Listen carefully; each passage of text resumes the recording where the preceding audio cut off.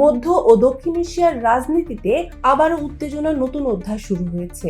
পাকিস্তানের বিমান হামলার ঘটনাকে ঘিরে তৈরি হয়েছে আন্তর্জাতিক বিতর্ক, আর এই ঘটনার পর এবার সরব হয়েছে ভারতও। প্রশ্ন উঠছে, এই সংঘাত কি শুধু সীমান্ত উত্তেজনা, নাকি এর পেছনে রয়েছে আরো বড় কোনো ভূ রাজনৈতিক হিসাব?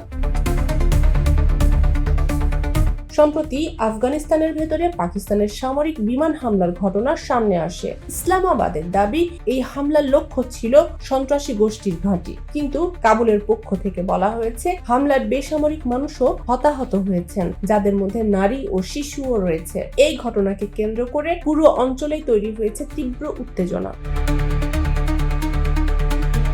এ ঘটনার পর কড়া প্রতিক্রিয়া জানিয়েছে ভারত। দেশটির পররাষ্ট্র মন্ত্রণালয়ের মুখপাত্র রণধীর জয়সওয়াল এক বিবৃতিতে বলেন, পবিত্র রমজান মাসে এ ধরনের হামলা অত্যন্ত উদ্বেগজনক। তিনি আরও দাবি করেন, বেসামরিক মানুষের প্রাণহানি কোনোভাবেই গ্রহণযোগ্য নয় এবং নিজেদের অভ্যন্তরীণ সমস্যাকে আড়াল করতে অন্য দেশের উপর দায় চাপানো ঠিক নয়। ভারত একই সঙ্গে আফগানিস্তানের সার্বভৌমত্ব ও ভৌগোলিক অখণ্ডতার প্রতি তাদের সমর্থন পুনর্ব্যক্ত করেছে। অন্যদিকে পাকিস্তান জানায়, তাদের সামরিক অভিযান ছিল সীমান্ত নিরাপত্তা নিশ্চিত করার অংশ। এদিকে তালিবান প্রশাসনও পাল্টা হুঁশিয়ারি দিয়েছে। তাদের বক্তব্য, দেশের উপর যে কোনো আগ্রাসনের জবাব দেয়া হবে। সব মিলিয়ে এই ঘটনাকে ঘিরে দক্ষিণ এশিয়ার রাজনীতিতে নতুন করে উত্তেজনা তৈরি হয়েছে।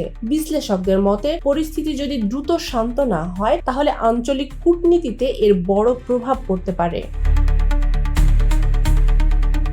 তবে এখন সবচেয়ে বড় প্রশ্ন একটাই, এই উত্তেজনা কি আরো বড় সংঘাতের রূপ নেবে, নাকি কূটনৈতিক আলোচনার মধ্য দিয়েই পরিস্থিতি আবার শান্ত হয়ে আসবে?